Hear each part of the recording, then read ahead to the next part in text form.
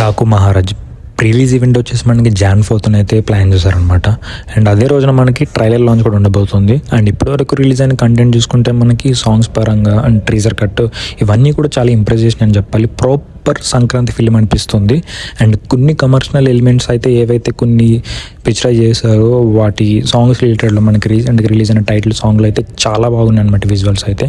And Balakrishna గారి career మొత్తంలో కూడా ఈ లుక్ పరంగా చాలా వరకు ఫ్యాన్స్ అందరికీ బాగా నచ్చిందని చెప్పాలి. అండ్ దీంతోపాటు మనకి ఈవెంట్లోనే మనకి 2 సాంగ్స్ అయితే రిలీజ్ చేద్దామని ప్లానింగ్లో కూడా ఉన్నారనమాట. సో ఇంకా స్పెషల్ గెస్ట్ విషయానికి వచ్చేస్తే మనకి రకరకాల టాక్ అయితే వినబడుతుంది.